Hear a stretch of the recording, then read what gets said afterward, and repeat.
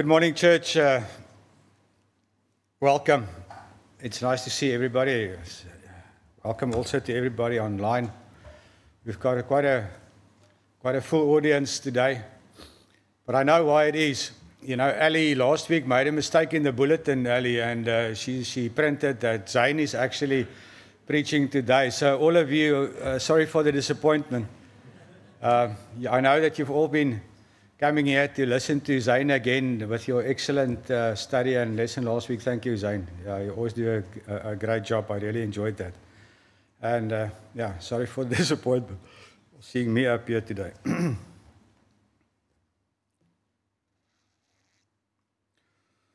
So, as you said, Zayn, you know, the most difficult thing of this whole preaching thing is actually getting a topic. But once you have that, it's quite not easy, but it becomes at least a workable plan you've got. So usually on Fridays, Leonie and I, we've got the opportunity or the blessing to go and fetch Daniel at his school in Stellenbosch. And then normally we'll take him, it's around about lunchtime, and before I tell the story, you must just look at Andre. I'm not sure what the word is. I know for a hen, the word in English is broody. But if you look at him sitting there with Layla, Leonie, it's such a blessing to see them and have her here as well. You know, we teach them young, you know, and that is a good thing. You know, we get into that habit. It's wonderful. But as I was saying, on Friday afternoons, we usually we pick up Daniel and we go somewhere for a light lunch, or it's actually broccoli and whatever, because his parents are here. But it's normally ice cream. You know? It's only ice cream on Friday afternoons for Daniel. The sugar levels at home, it's not my problem. You know.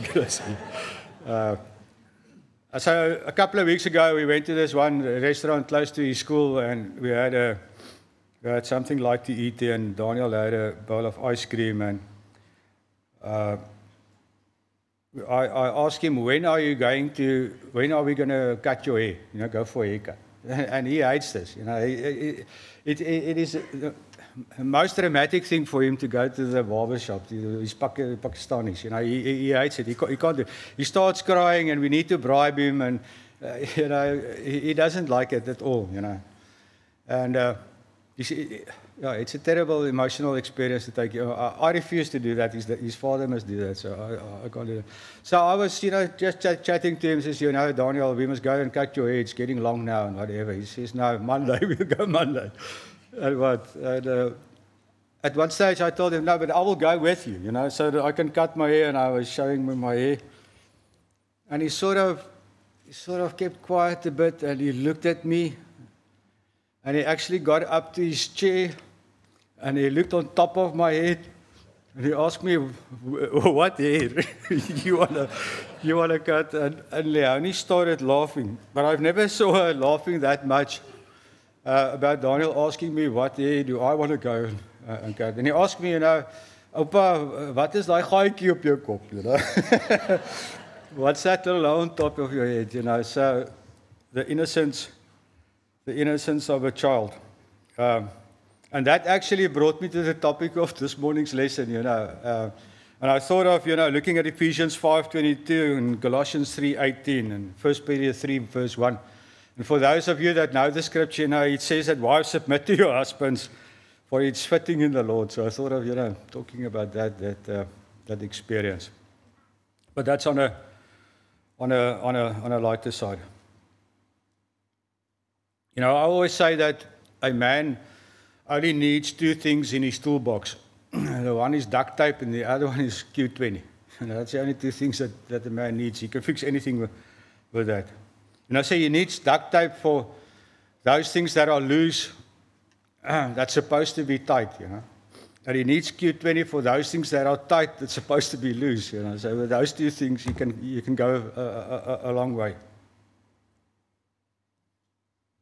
Duct tape is the essential part of every man's toolbox. I remember many years ago, a friend of mine, we built a home-built airplane, a Kit Fox, together, and we took this airplane up on a trip up to Mozambique, Chris, and we flew up right down there from the southern part of Mozambique all the way up to Pemba. And at one stage, Reg, the wingtip came loose. And all we had was duct tape, and we actually fixed that little plane's wing with a duct tape. We flew it back all the way back to Gauteng, and with no problem. It's a wonder. It's a wonder product. I was skeptical about keeping that wingtip on because there's a lot of tension and pressure on that part of the wing, but it held on. It did the job. I was once reading about also a bush pilot in Alaska. He parked his plane there next to a river, and he went camping and fishing. And when he came back, a bear actually destroyed the plane. You know, it was a cloth plane, as many of these little bush planes are. And he forgot some food inside the plane, and this bear was actually smelling much better than humans. And he actually destroyed that, trying to get to the food inside the plane. And all that guy had was duct tape. I saw photos of that. He fixed that whole fuselage, that fabric that was torn by the bear. He fixed it, and he flew out of there. If it wasn't for that duct tape, that pilot would probably have died. It was so remote. There was no communications at all. Talking about things that break, I think that another item with modern technology is probably a cable tie, Chris. You know, I don't think if anybody can survive without a cable tie these days. We know how frustrating it is if something breaks around the house, and it normally does. You know, I always say if something can break, it will. And especially those, Jeff, sorry about that, the Land Rover Oaks and Derek Hugh and the Alpha guys, Andre. You will remember, if something can break, it will. But it's frustrating. You know, everything breaks. The dishwasher breaks, and the window breaks, and the lawnmower breaks, and everything breaks, and whatever. You know, it breaks constantly. Things around us in our lives. Spiritually, also, the world is a broken place, and Satan is a master of breaking things. We just need to look around us to see how many things are broken in our society, how Satan is clearly and constantly trying to break things. He tries to break up our relationships, he tries to break up our marriages, our families, our churches, our support groups, and the list goes on and on and on. It is a blessing, as it is every day, first day of the week, to see your faces, to be gathered in this place, and to prepare our hearts to worship our God. As I was praying last night, thinking about our time together this morning, I was struck by the simple, powerful truth that God has made us for connection. He has made us to love and to be loved. We see the beauty of this design everywhere in our lives. We see it in the laughter of our grandchildren running to his or her grandfather or grandmother. We see it in the quiet understanding between a husband and a wife who have shared decades of life and love together. We see this in the fierce loyalty between friends who would do anything for one another. The Bible itself celebrates this kind of bond. And there are many scriptures reflecting that. We think of the deep love between friends like David and Jonathan. A connection so strong that the scripture says Jonathan loved him as he loved his own soul. These bonds, these earthly ties are a gift from God, and we know they are beautiful. But as every single one of us in this room knows, these beautiful ties exist, unfortunately, in a broken world. And because they are part of this world, these things are fragile. We have all felt the deep pain that comes when these ties are strained by sharp words and by conflict. We have known the aches of separation when distance comes between us and those we love. And perhaps the most painfully, we have all seen and felt the sorrow that comes when people we care for make choices that break not only our hearts and our relationships, but also their connection to our God.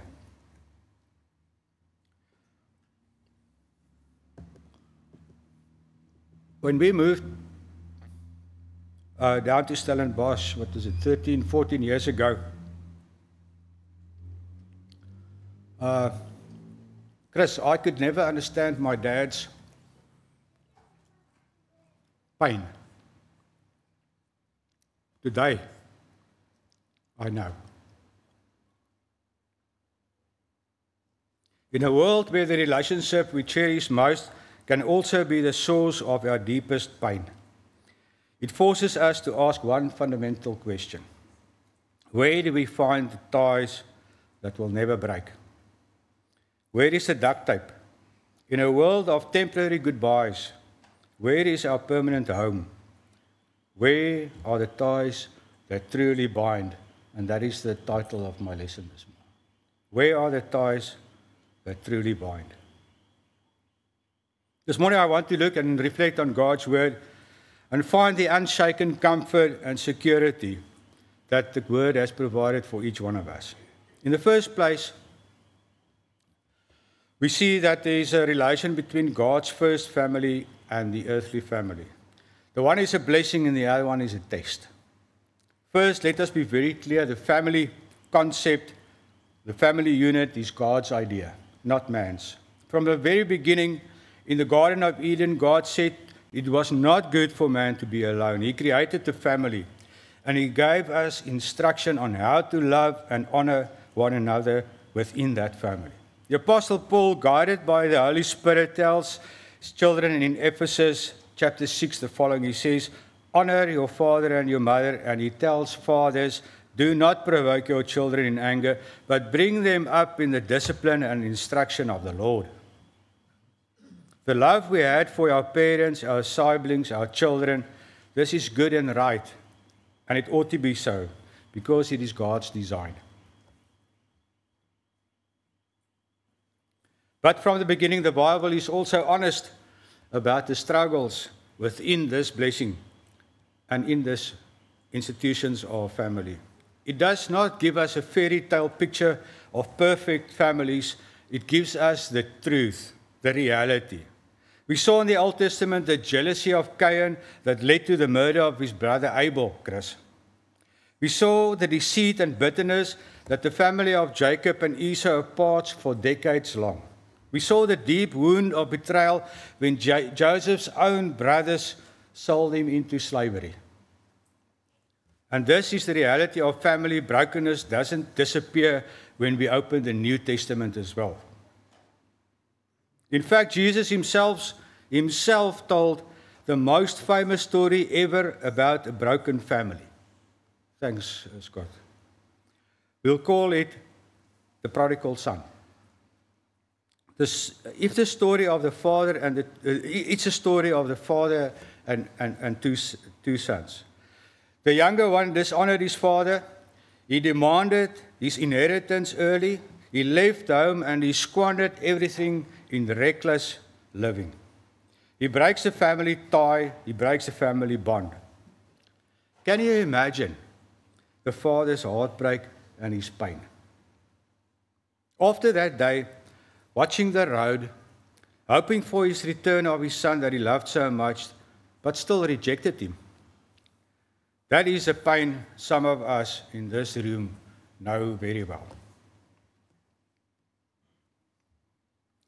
Meanwhile, the older son stayed at home, and he did everything right. He was a good boy, but his heart was filled with bitterness and resentment. When his lost brother finally came home and his father celebrated his return, the older son refused to even go into the house to join the return celebration party. He stood outside, seething with anger at his father's grace for his younger brother. Here you are, one family, broken in two different ways, one by rebellion and the other by resentment. The story shows us so clearly that you can be distant from your family while living in a faraway land, or you can just be as distant while living under the same roof. The point of these examples, both from the Old and New Testament, is to bring us comfort in our own daily struggles. If you and I are here this morning and your heart is heavy because of conflict within your own family, please know that you are not alone. Family struggle is not a new problem. It is old as humanity itself. Even the greatest men and women of faith in our Bibles come from messy, complicated, and other painful family situations. What this teaching teaches us is that our own earthly family, as precious as God has given us it, is never meant to be perfect. It is never meant to be the final source of identity or of our security. It is a wonderful gift, yes, but it's a gift given to us on this side of heaven, for this side of the sun, under the sun. It points us to a deeper, more perfect, more permanent family that God was planning from day one. In the second place, God's forever family is the church, and the church is a deeper and permanent bond. Now, that brings us to the heart of what I want us to understand today. God, in His infinite wisdom and mercy, did not leave us only these fragile earthly ties. He created a new family, a forever family. And the entrance into this family is not through physical birth, but it's through spiritual rebirth. There is that remarkable moment in Jesus' ministry recorded for us in the book of Matthew chapter 12. Jesus is teaching a crowd, and someone then rudely interrupts him. And they said, "Your mother and your brothers are standing outside wanting to speak to you." Now, can you imagine Jesus talking to this crowd? All of a sudden, somebody stops him and says, "Whoa, whoa, whoa, whoa, whoa. Your mother and your father, your family is standing there. They want to speak to you." Perhaps, out of respect, you and I would stop our teaching and first go to your father and your mother to hear what they say. Out of respect.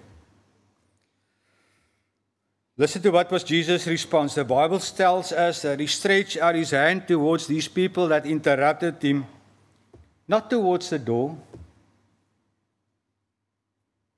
but to his followers, and he asked a question that must have shocked everybody present.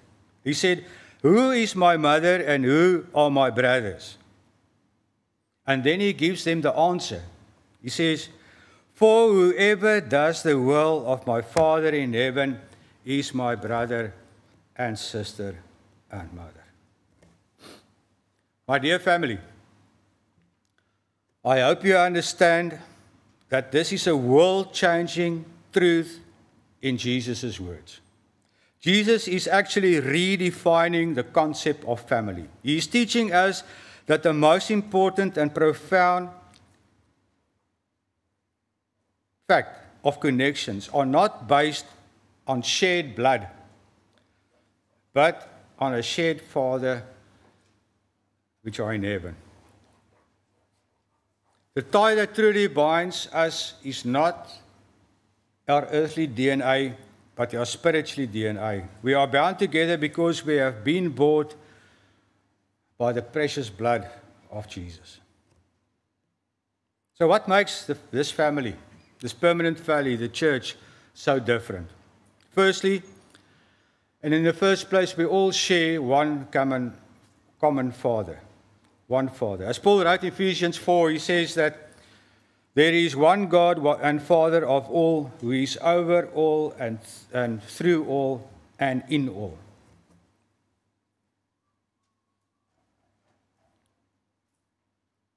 If we look around this room, you are not just looking at friends or acquaintances, you are looking at a brother and a sister because we share the same Heavenly Father. In the second place, we all share one birth. You'll remember in John chapter 3, Jesus told Nicodemus, he said, "Truly, truly, I say unto you, unless one is born of water and the Spirit, he cannot enter the kingdom of God."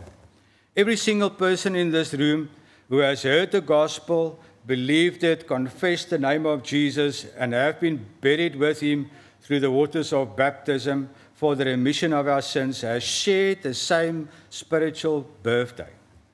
We were born again into God's family. And thirdly, we all share one inheritance. Peter describes it beautifully in his first letter in chapter 1, verse 3. He says, we have been born again into an inheritance that is imperishable, undefiled, and unfading, which are kept in heaven for you. Our earthly homes may change. Our financial situation may rise and it may fall. Our children may move away to the other side of the world. But our inheritance in heaven is perfectly safe, untouched by rust, recessions, rebellion. It is kept for us by God Himself. The first Christians understood this. In Acts chapter 2, we read, after thousands were baptized on the day of Pentecost, we get a beautiful picture of this new family. And that says this way. They said that they devoted themselves to the apostles' teachings and the fellowship, to the breaking of bread and the prayers. It says that they had all things in common and would sell possessions to give to anyone who had need. This wasn't a social club. This was a family taking care of each other, of its own. The Apostle Paul lived this truth. He didn't have a physical son, but he called Timothy his son in the faith. He called Phoebe our sister. He spoke of the household of Stephanus and being the first family converted in Asia. He saw the church not as an organization, but a collection of families and individuals who had been knit together into the great household of God. See, that is why Paul could write to the church in Ephesus with such confidence, and his words are for us there in this congregation in Belleville as well. Ephesians chapter 2, verse 19, Paul writes, he says, "So then you are no longer strangers and aliens, but you are fellow citizens with the saints and members of the household of God." This is your true address. This is your family forever. When your earthly family brings us pain, the household of God is meant to bring us healing. When we are separated from our earthly family by distance, the household of God is our ever-present home. No matter where we are in this world, and when you feel lost or alone, the household of God is where we find our ultimate belonging. In the third place, living as God's family on our journey home is our journey home. So if all of this is true, if this church is not just a building or a Sunday club, but it's a true household of God, how should we change the way we live when we walk out of these doors today? It has to change everything. This truth is not just for our heads and our knowledge. It is also for our hands and for our feet and for our hearts. The question is, how do we live as God's family on our journey home to our final destination? First, the Bible commands us in Galatians chapter 6, verse 2 to bear one another's burdens and so fulfill the law of Christ. This is more than just a feeling of sympathy, Don. It is an action. We have a perfect example in a man named Barnabas. His name actually means son of encouragement. When a brand new feared Christian named Saul, who later became Paul, came to Jerusalem, everyone was afraid of him because of his history. But Barnabas took him in, brought him to the apostles, and vouched for him. Later, when a young man called John Mark deserted Paul and Barnabas on a mission trip, Paul was so disappointed he refused to take Mark on the next trip again. But it was Barnabas who took Mark under his wing and gave him a second chance. Barnabas was the burden bearer, the peacemaker. He built up the broken. He restored the deserter. He encouraged the fearful. We are all called to be a Barnabas to someone.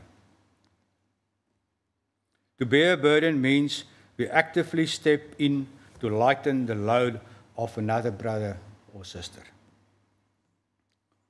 Secondly, we are told in Colossians chapter 3, verse 13, to be bearing with one another, and if one has a complaint against each other, forgive each other as the Lord has forgiven you, so you also must forgive.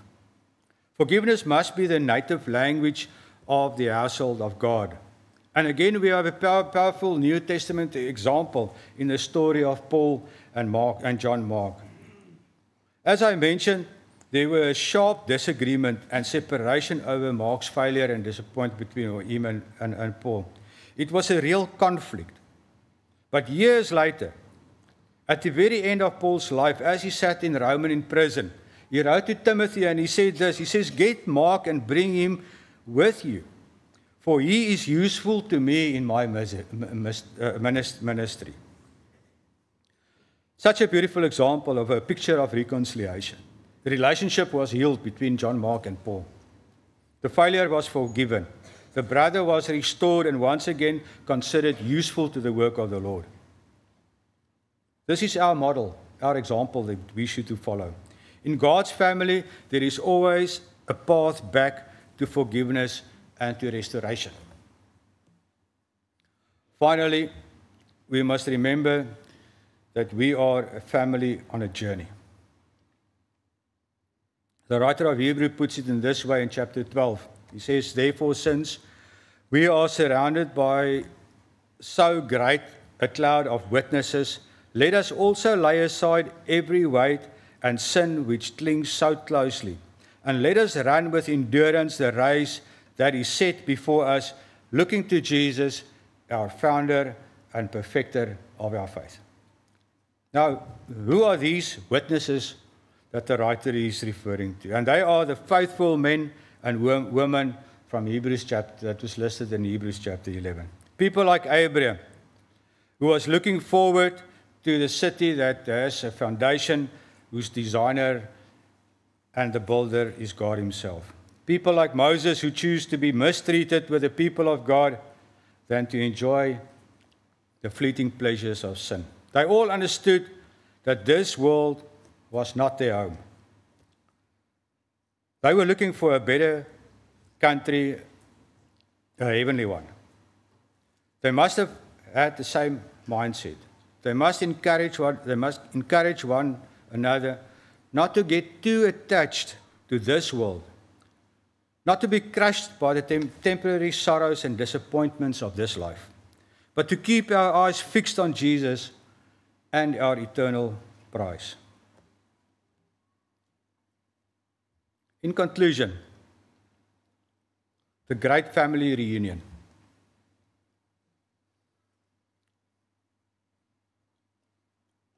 Let me bring our thoughts together. God has blessed us with earthly families. They are a gift. We must love them, nurture them, and fight for them. But they are a temporary gift, subject to the pains and the disappointments of this world. God has also blessed us with a spiritual family, the church. This is a permanent, unbreakable gift that we must prioritize and build it up and protect it because it is our forever home. If you want, you can close your eyes now just for a moment and picture this. One day, your journey and my journey will be over.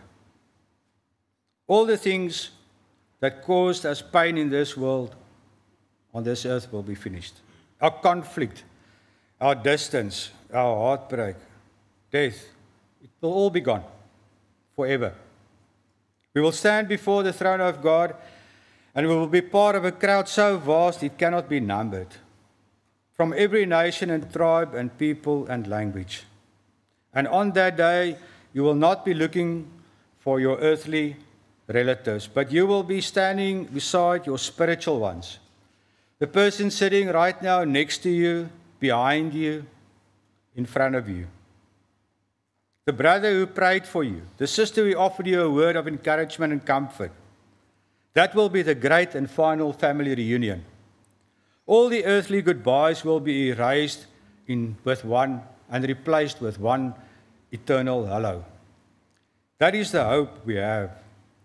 That is the tie that truly binds. So, as you leave here today to look around this room, see your real family and ask God to show you this week how you can be the brother, the sister, the mother, the father that someone else in this household of ours desperately needs. Let us be the family of God He called us to be until we all make it home one day.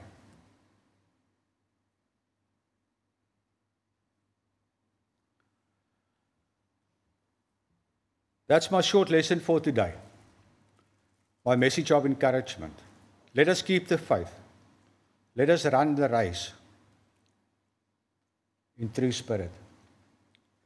If there are anyone this morning present that needs the prayers of the elders, I encourage you to ask them to do so. If you have not obeyed the gospel yet this morning, I also invite you to do so this morning. Come forward as we stand and sing our closing song. I thank you for your time.